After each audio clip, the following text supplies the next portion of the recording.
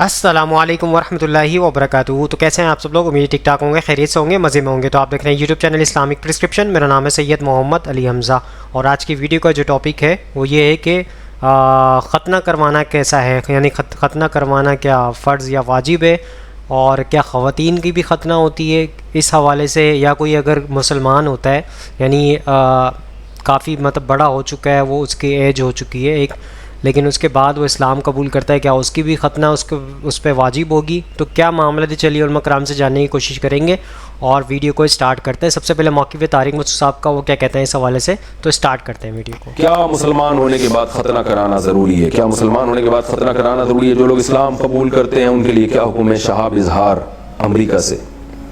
دیکھیں، ختنہ کرانا سنت موقدہ ہے، شاعر اسلام میں سے ہے، تو کوئی بھی غیر مسلم اگر مسلمان ہوتا ہے تو اس کو ہم یہی کہیں گے کہ ختنہ آپ کرائیں، کیونکہ یہ شاعر اسلام میں سے، اس میں طہارت بھی ہوتی ہے۔ اگر ختنہ نہیں ہوتی تو پیشاب کے ذرات جو ہے نا اٹکتے ہیں، اس میں میل کچیل جمتا ہے، تو اسلام تو صفائی کی ترغیب دیتا ہے، تو ہر وہ چیز جو صفائی میں رکاوٹ بنے، اسلام اس کی آپ کو اس کو باقی رکھنے کی اجازت نہیں دیتا۔ جیسے بغلوں کے بال صاف کرنا، زیر ناف بال صاف کرنا، یہ سب چیزیں واجب کے قریب ہیں، کیونکہ اس میں واجب کے درجے میں، وجہ اس کی یہ ہے کہ یہ سب گندگی کا ذریعہ بنتی ہے، تو اس لیے غیر مسلم اگر مسلمان ہوا ہے تو اس کو آپریشن کروا کے ختنہ کروا لینا چاہیے۔ دوستو، آپ نے مفتی طارق مسعود صاحب کا موقف سن لیا۔ انہوں نے کہا کہ اگر اس طرح کے معاملات ہیں، یہ سنت موقدہ ہے اس عمل کو کرنا، اور جو ہے گندگی اسلام میں جو ہے پسند نہیں کرتا اسلام گندگی کو، تو اس لیے بہتر یہ ہے کہ آپ اس کو کروا لیں۔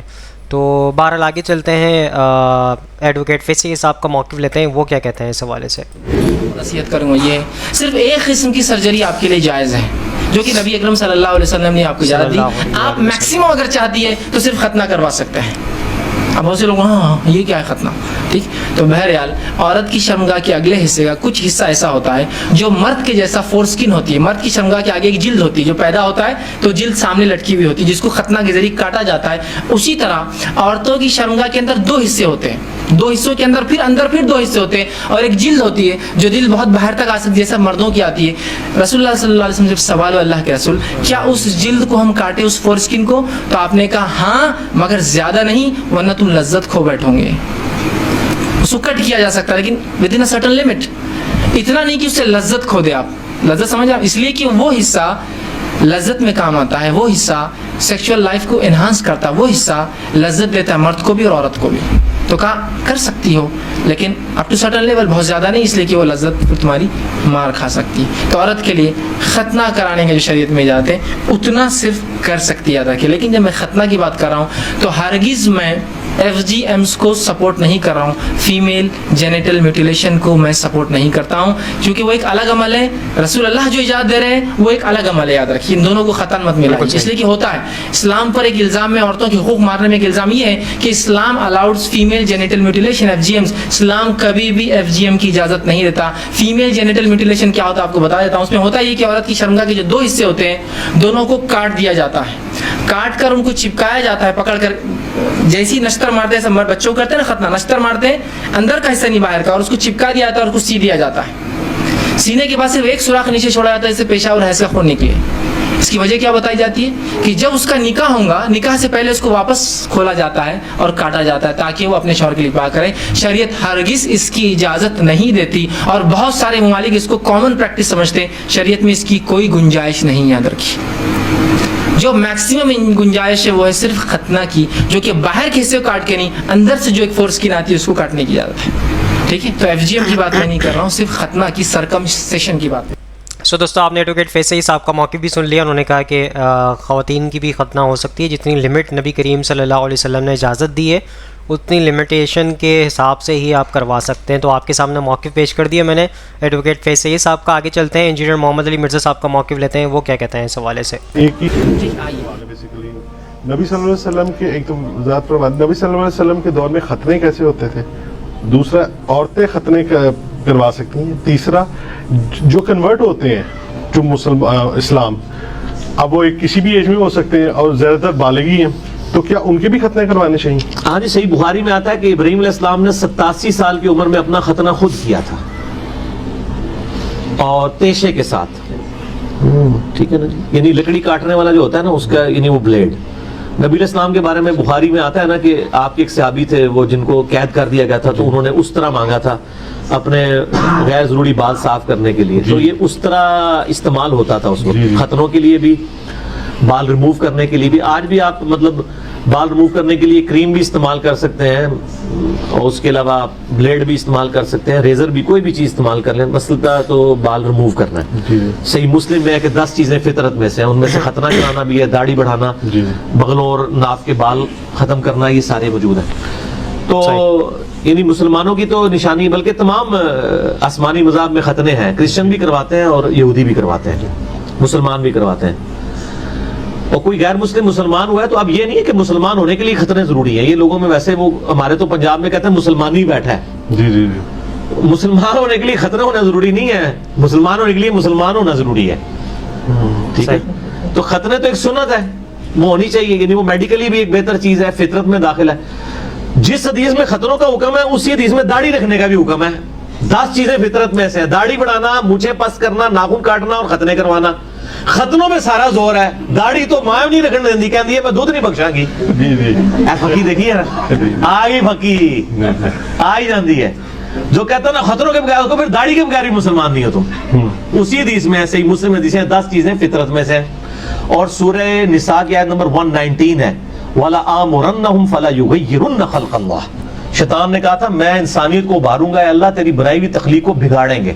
اس کے تحت اللہ نے مرد کو داڑھی دی ہے، اس کو ریموو کرنا تو یہ تخلیق بگاڑنا ہے. تو کم از کم اتنی داڑھی ہو جسے عرف عام میں داڑھی کہا جا سکے، جیسے شاہد افریدی صاحب کی ہے. اتنی بھی اگر داڑھی ہو تو ٹھیک ہے، اور بڑی رکھیں گے تو بہتر ہے. تو ختنے یعنی سنت ہے.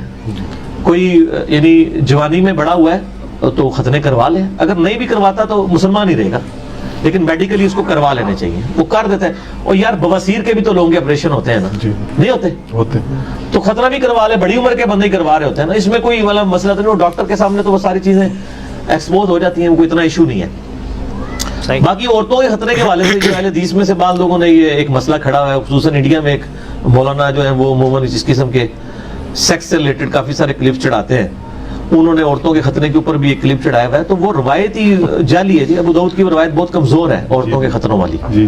تو عورتوں کے ختنے اسلام میں کوئی نہیں ہے جی، وہ روایت ہی جب کمزور ہے. امام ابو داؤد نے بھی اس پہ کامنٹس کیے ہیں.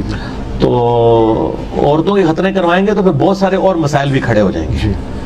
یعنی عورت جو ہے وہ کنواری ہے، یہ شادی شدہ ہے، اس کے فرق کے پوائنٹ آف ویو سے بھی بڑے ایشوز کھڑے ہو جائیں گے. اس لیے عورتوں کے ختنے نہیں کروانے چاہیے. عرب میں اگرچہ کرواتے ہیں لوگ، یعنی ایک ٹریڈیشنل ہے، تو وہ ایک ٹریڈیشن کے طور پہ وہ ان کا چل رہا ہے، باقی اس کا کوئی دین کے ساتھ کوئی تعلق نہیں. وہ جو ابو داؤد سے حدیث پیش کرتے ہیں وہ کمزور ہے، اس لیے مسلمانوں میں عموماً یہ کنسیپٹ کوئی نہیں ہے. عرب میں چاند ایک اپنا ان کا ایک ذاتی شغف ہے تو وہ چل رہا ہے. ایون امریکہ کے اندر، یورپ میں جب بچے پیدا ہوتے ہیں وہ پیدا ہوتے ہی ختنے کر دیتے ہیں. اور آپ کو پتا ہے زخم کے لیے یعنی یہ یوریا جو ہے نا، یہ بڑی افیکٹو چیز ہے زخم کو خراب ہونے سے بچانے کے لیے. اس لیے بچے جب وہ پیشاب کرتے ہیں نا تو وہ پیشاب کی وجہ سے زخم جلدی ٹھیک ہو جاتا ہے. صحیح لوگ تو سمجھتے ہیں پیشاب لگنے سے خراب ہوگا زخم، وہ جلدی ٹھیک ہوتا ہے. اللہ نے نیچرل ایک پروسیس رکھ دیا ہوا ہے. ابھی بھی جب وہ آپ یہ وہ دیکھیں نا مین ورسز وائلڈ دیکھتے ہیں ڈسکوری پہ، تو اس کو وہ ایک دفعہ کیٹ فش پکڑتے ہیں نا تو اس کے ہاتھ پہ وہ کاٹ لیتی ہے. اب جنگلوں میں دوائی بھی نہیں ہے تو وہ پھر اپنا پیشاب اس کے اوپر لگاتا ہے کہ یہ اینٹی یعنی بیکٹیریل ہے یہ چیز، اور اس کو اینٹی سیپٹک ہے، خراب کرنے کے سے بچاتی ہے، جیسے کہ سرسوں کا تیل ہے. اور یہ تو یہ پرانے لوگوں کو یہ باتیں پتہ ہیں. یعنی بڑی بوڑھیوں کو پوچھے نا تو وہ بچے جب پیشاب کرتے تھے ان کا پیشاب ان کے زخم پہ مل دیتے تھے. کیوں جی؟ اسلام صاحب ہندی ہے نا. تو یہ پوری سائنٹیفک چیز ہے، اور یعنی آج تو سائنس تصدیق کر رہی ہے نا اس کی، تو وہ اس طریقے سے. تو لیکن سر جنرل پرسیپشن جو ہے، آپ نے کہا ختنے کروانا سنت ہے، واجب یا فرض نہیں ہے اس طرح. تو جنرل پرسیپشن میں اس حوالے سے کہہ رہا ہوں کہ جس طرح آپ کو پتا یہ جب افغان وار کے اندر یہ جو انہوں نے بندے پکڑے تھے مرے ہوئے بھی، یا جن کو پکڑا اور ان کو اس چیز پہ ڈکلیئر کیا گیا کہ یہ مسلمان ہیں یا نہیں کیونکہ ان کے ختنے نہیں ہوئے ہوئے تھے، تو یہ تو کلیم اور جنرل پرسیپشن جو لوگوں میں بھی دے رہے ہیں وہ تو یہی ہے ظاہر ہے مسلمان اس کو بہت اسٹرکٹلی فالو کر رہے ہیں نا جی, یقیناً میں نے اسی لیے کہا نا کہ کرنے چاہیے, لیکن اس کو کفر اسلام نہیں بنا لینا چاہیے کہ اگر کسی نے ختنہ نہیں کرائے ہوئے تو اب کلمہ پڑھتے ہی ساتھ ہی ختنہ کرانا ضروری ہے. جی جی یہاں پہ کئی بچے ایسے کمزور ہوتے ہیں کہ وہ ڈاکٹر کہتے ہیں 12 سال کی عمر تک آپ ویٹ کریں, جی کرتے ہیں نا, کیونکہ فوراً کروا لیتے ہیں. صحیح. یعنی اس کو جتنا ہوا بنا لیا نا اتنا ہوا داڑھی کو بنایا ہوا انہوں نے مسلمان ہونے کے لیے. تو داڑھی کا کیا کہہ دیں گے, وہ کہیں گے ایک رکن ہے نا, اس سے کفر اسلام تو نہیں ہو جائے گا, خطروں سے بھی کفر اسلام تو نہیں ہو جائے گا. جی باقی کروانے چاہیے, وہ ظاہر ہے پکڑے گئے سر, خطروں والے بھی اگر پکڑے جائیں تو جو اتنے یعنی اسلام کے خلاف سازشیں کر رہے ہیں ان کو یہ نہیں پتا کہ ختنے کرا کے بھی کوئی مولوی چھوڑ دینا آپ کے اندر. جی یہ بھی تو مطلب ایک پاسبلٹی ہے نا. یہود و نصارہ کے جو ایجنٹ ہیں وہ تو یہود و نصارہ تو خود بھی ختنے کرواتے ہیں, وہ تو داڑھی بھی رکھوا لیتے ہیں. اور یہ اکثر یعنی جو بھی حاکی آواز اٹھتی ہے اس کو فوراً یہود و نصارہ کے ایجنٹ یہ کہنا شروع کر دیتے ہیں. سر یہود و نصارہ کے ایجنٹ چیک کرنے کا بہت آسان طریقہ ہے کہ جو بندہ بھی یعنی میڈیا پہ آ کے کتاب و سنت کی بات کر رہا ہے نا, آپ وہ بات دیکھیں, اگر وہ کتاب و سنت میں موجود ہے پھر وہ نبی علیہ السلام کا ایجنٹ ہے, جی اللہ کا ایجنٹ ہے. جی اور اگر اس کی بات کتاب و سنت میں موجود نہیں بلکہ وہ انگریزوں کے دور میں لکھے ہوئے علماء کی کتابوں سے ہے, جی جی تو آپ سمجھ لیں وہ انگریزوں کا ایجنٹ ہے. سر بالکل ٹھیک ہو گیا, تسلی ہو گئی.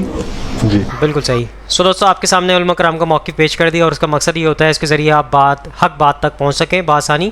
تو آج کا موقف, آج کی ویڈیو کا مقصد یہ تھا, آپ کے سامنے موقف پیش کر دیا. لیکن ختنہ آپ کروا سکتے ہیں, اور خواتین کی ختنہ نہیں ہے. وہ جو حدیث ایڈوکیٹ فیض سید صاحب نے جو پیش کی تھی, انجینئر صاحب نے بتا دیا آپ کے سامنے کہ وہ ضعیف روایت ہے, اور یہاں پر اس طرح کا پاکستان میں تو اس طرح کا کلچر نہیں ہے, اور اسلام کے اعتبار سے بھی وہ ضعیف حدیث ہے, تو اس طرح کا عمل نہیں کرنا چاہیے. لیکن مردوں کے اندر بھی جو ہے فرض یا واجب نہیں ہے, لیکن سنت موقدہ ضرور ہے, تو اس پہ عمل کرنا ضروری ہے. ویسے چاہیے, عمل کرنا چاہیے, ویسے کرتے بھی آ رہے ہیں عموماً لوگ جو ہے اس طرح ہی ہوتا ہے ہمارے یہاں پاکستان کے اندر تو خصوصاً, یا آل کنٹریز میں اسی طرح ہوتا ہے مسلمانوں کے یہاں کہ جیسے ہی بچہ پیدا ہوتا ہے کچھ ٹائم میں اس کی ختنہ کروا دی جاتی ہے. تو بہرحال آئی ہوپ آج کی ویڈیو آپ سب کو پسند آئی ہوگی. اس ویڈیو کو زیادہ سے زیادہ لوگوں تک شیئر کریں تاکہ حق بات لوگوں تک پہنچے اور آپ بھی صدقے جاریہ میں شامل ہو جائیں. انشاءاللہ نیکسٹ ویڈیو میں ملاقات ہوگی. یہاں پہ دیجیے اجازت, دعا میں یاد رکھیے گا, اپنا خیال رکھیے گا. اللہ حافظ, فی امان اللہ. اے خدا جس نے کی جستجو مل گیا اس کا تو سب کا تو